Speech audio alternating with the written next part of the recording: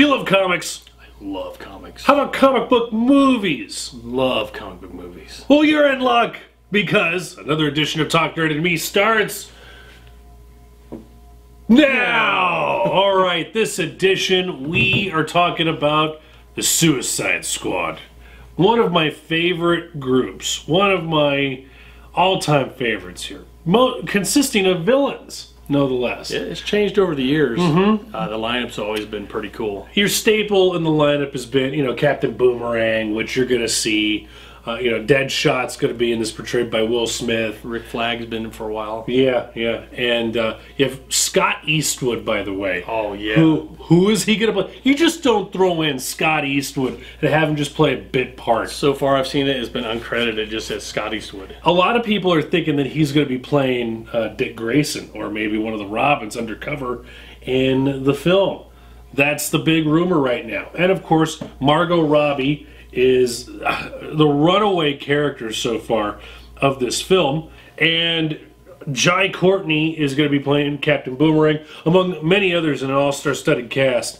And I'm really rooting for Captain Boomerang in this. For some odd reason, he's one of those lame characters that I've always liked. What's your power? I throw boomerangs really accurate. Oh, I throw a boomerang. Yeah, I'm Hawkeye with a boomerang. Yeah, he's Australian, and Jai Courtney gets to use his actual accent in this. But the preview looks amazing. It looks fun. Oh my god! Wait a minute.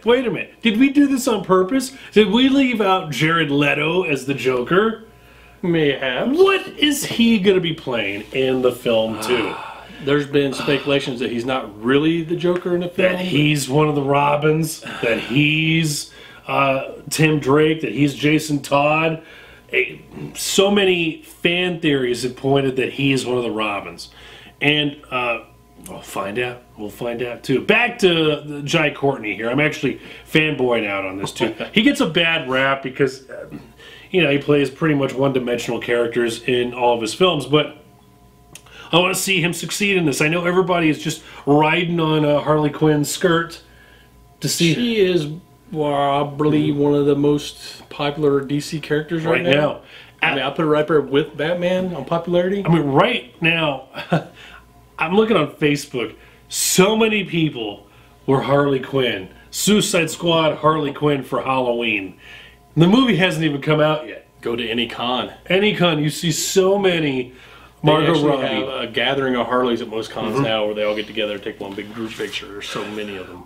Whoever the single Joker is there, you are lucky. There's never just one Joker. There's three. There's three Jokers now, yeah. That'd be awesome too at cons, where you have three Jokers from all three eras. Oh god! All right, we digress. We digest. Anyway, so August 5th is when the Suicide Squad will be out, and okay, we talked so much about this. We just fanboyed completely so much that we got off topic here.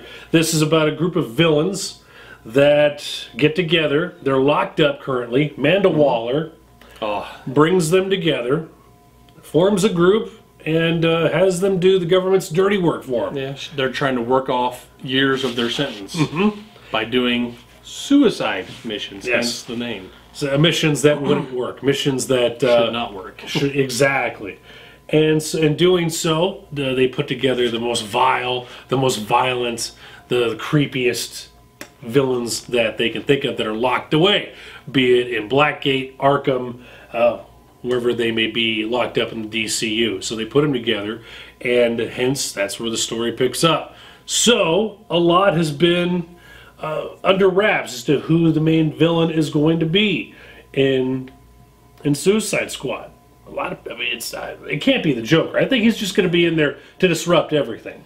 I know Batman supposedly makes a cameo. Yes, you do see Batman. That is Batman in the trailer. Batfleck.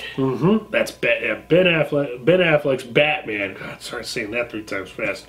So, right? There's so much going on in this movie that I think this is going to be the dark horse for DC films. I think, Troy, that this is going to be the turning point for where DC will want to go film-wise because of the dramatic and over-serious tone that was in Batman Superman.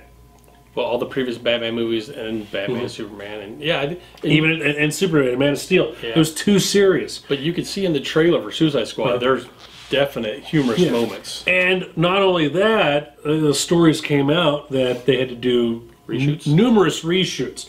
Story is that the reason why they did the reshoots is because so that they can make the film even lighter in tone.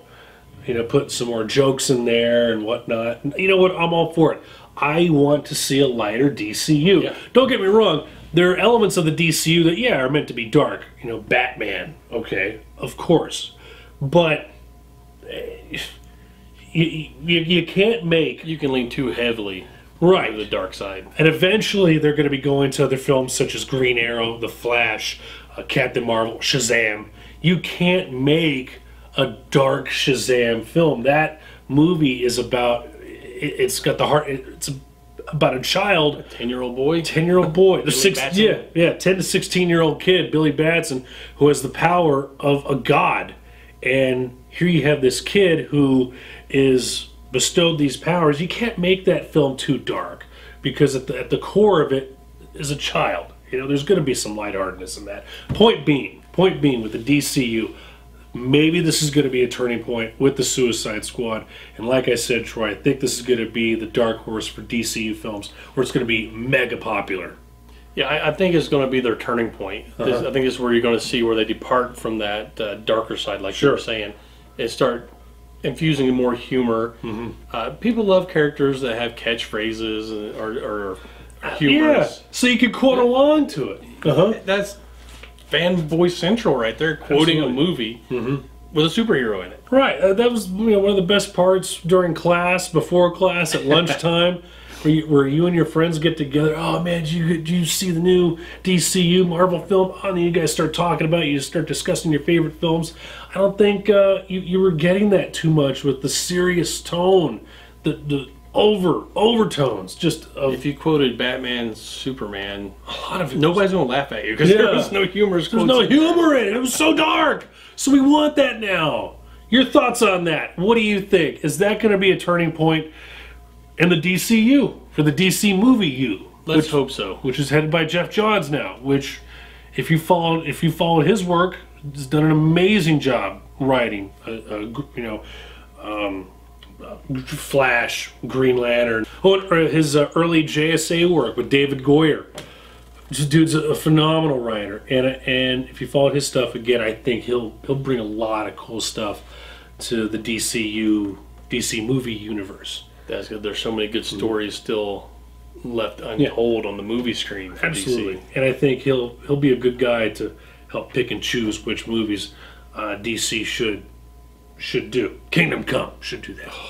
Red Sun. Red Sun, Superman Red Sun. August 5th. 5 de Agosto. The Suicide Squad. And hopefully you'll be hearing from us with that movie preview.